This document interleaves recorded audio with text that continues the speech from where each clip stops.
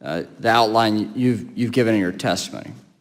So you make the distinction between Libra and cryptocurrencies. So let's talk about cryptocurrencies, okay? Because in many respects, when you have the President of the United States, the Secretary of the Treasury, and the Chair of the Federal Reserve in the same week talk about cryptocurrencies, a decade after Satoshi wrote the white paper.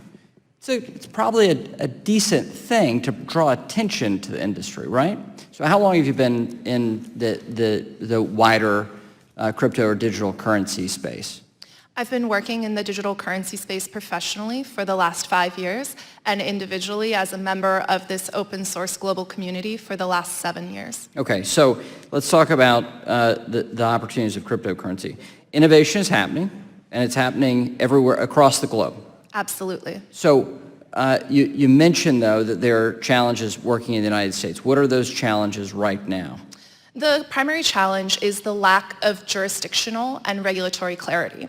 I do commend many of the regulators here in the United States that companies interact with. I personally have interacted with the CFTC, the SEC, the IRS, OFAC, FinCEN, law enforcement, state banking regulators, and a host of other policymaking bodies and enforcement agencies. But even in the characterization of cryptocurrency, there seem to be key differences.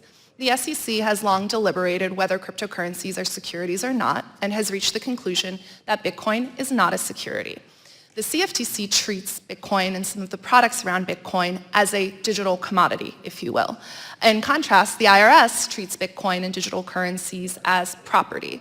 So this inconsistent treatment makes it very challenging for companies to determine how to operate within the existing regulatory frameworks here in the United States.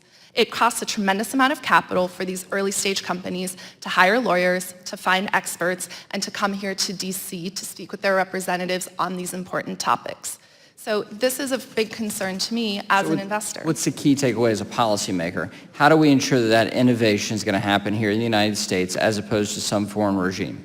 We need clear guidance, much as Switzerland's FINMA laid out in 2018. They established a very clear set of policies and a regulatory framework that has been applied consistently. Okay, so permissionless versus permissioned network. So let's talk about the distinction between decentralization and permissionless versus what is Libra. Sure. So the whole idea that makes Bitcoin so compelling and so exciting is this idea that started with the internet of open source software development, where you had code that anyone could use to build anything they wanted, but that a group of people chose to run, which established the foundations of the internet. Similarly, the Bitcoin network, which is operated by individuals and entities that run computers with the Bitcoin code around the world, is open and accessible to anyone. Anyone can make proposals to change the code, anyone can audit the code, but most importantly, anyone can build a business on top of the Bitcoin network and use this network to drive innovation, whether that's in enabling new types of value transfer or whether that's in enabling all sorts of other services we can't yet imagine.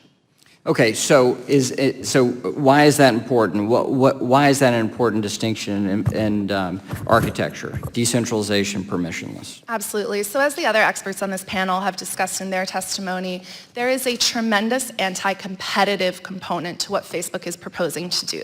This is a private group of 100 corporations who have ties to Facebook and its executives in various ways, who will be responsible for determining what the code supporting the Libra network is, who gets to run nodes and participate in the network, and what transactions and applications and products and services are allowed and disallowed.